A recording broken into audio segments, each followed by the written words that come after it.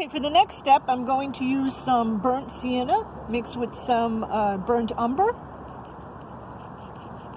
And I'm just going to cover this area that is going to be my underpainting for where I'm going to have my foliage.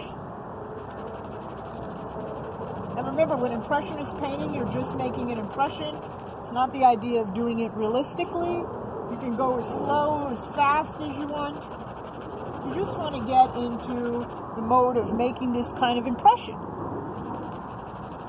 And I'm using here as the underpainting, burnt umber and this burnt sienna. Gives me nice shadows, some light areas, and I can build on top of that my greens. But this is what I'm starting with.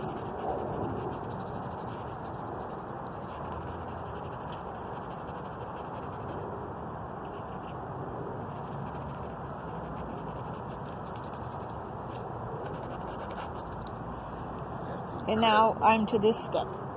Okay, then the next step is I have to start building up my green. So this is just the underpainting for an Impressionist painting.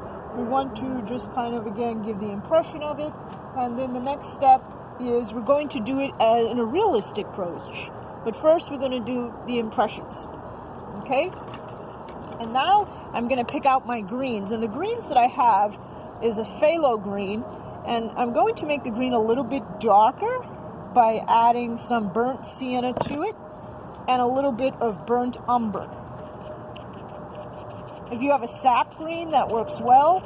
You can also make a green by adding black and yellow. But this is my next color of my green. And I'm just putting it here. It's going to represent these trees. I really can't see it that well now. But again, this is just my underpainting. And then I can start a little bit. I'm using the same brush and I'm putting little bits of green on top.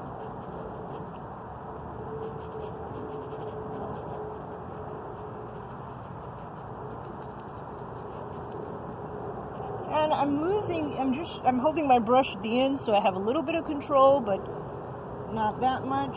I'm letting the end of the bristles go just to the top of the edge so I can create this idea of foliage. Like there's a little bit of flowers here or some kind of trees, just the edge of the trees. You don't want a straight line, right? This is nature, and nature doesn't give us a straight line. When you're looking at trees, some of the trees are smaller, some of the trees are in the background, some of the trees are in the foreground. They're in all different areas here. And what I'm doing is I'm just going back and I'm putting these darker greens on top. The next step I'm going to do is I'm going to come in with a lighter green. I'm going to wait for that to dry. Kind of have it as this now. And I'm almost finished with my underpainting. I'm going to do a wash. I'm going to go back to this sky. I really want to build it up.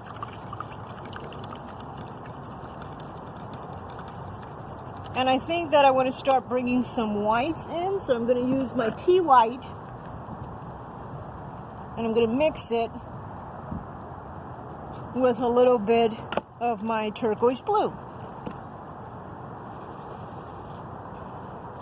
I'm just coming back now and I'm building up this area. I'm just making it a little bit thicker, so it's drastically changing.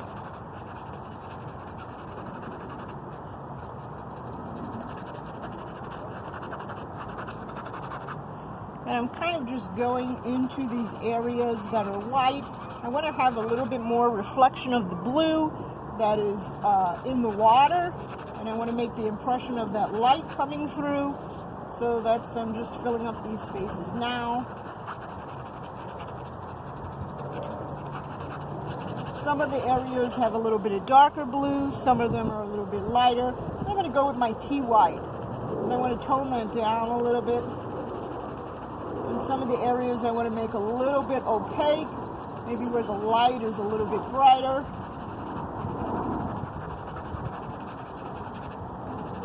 again, I'm just working wet on wet.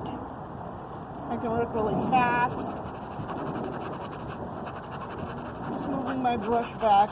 And if you don't like, if you put it too bright, too dark, you don't like it, the great thing is you can always go back and you can change those colors. You can make them for what you want. Now, I decided that I want a little bit more green, so I'm going to use a brilliant green. And I want to have that green really pop. So I'm going to use tiny bits of brilliant green. And I'm going to put that brilliant green a little bit on top of this brown that we had earlier. And green. And I'm using the same paintbrush. Again, because I get a really good, I can just kind of, this one works really well. If you have, 4 or 5, you can. I'm just kind of putting the highlights on and just making it a little bit brighter. And again, we're just building on top. This is almost like semi-dry, so it mixes somewhat, but it doesn't mix a lot. And that's kind of what I want. And that will be my next layer. And again, if you don't like those areas and they're too bright, you can always come back. I usually do with a little bit of burnt umber. Kind of blend them a little bit. Maybe I want a brighter area where the light is hitting. But again, remember, you want to have a little bit of, you want to have some shadows here. So you don't want to cover all your brown. That underpainting is really important for the light. And now what I'm doing is I'm taking my brush and I'm just going across with this brilliant green, and I'm just bringing it into the water. And remember, the colors are going to be in an Impressionist painting the colors that you want. You can go with colors and mix them with white where they're a little bit more opaque, or you can darken them and just have them as bright as you want. You can have a lot of contrast going on. This is just the beginning of the painting, and I can change it as much as I want. I have a lot of control. I can really make the painting what I want it to be. And I can, okay, so kind of here now. And what I want to do is I'm going to bring the green all the way down, I decided. I'm also going to bring this color that I had in the sky. If you remember when we started with our wash in the beginning, we had this yellow oxide up here. And I might be bringing some of that down because I just want it to be like a really brighter contrast in my water.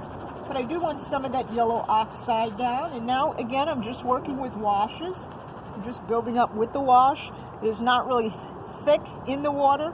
I can come back if I want to and build it up thicker with my palette knife, or I can just leave it the same. And start seeing some contrast here. Okay, and now what I'm going to do is I'm going to bring some of that yellow oxide again down that we had in the beginning. And I'm going to mix a little bit of oxide with a burnt sienna.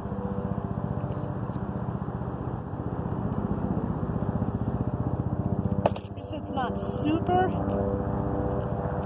bright, super yellow, super carpety. I just want a little bit of a contrast. And I'm dipping my brush in my water, because this is acrylics.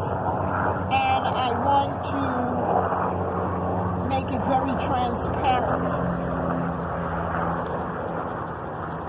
Now I'm bringing that down, and I have this area pretty transparent to the color that I want it to be.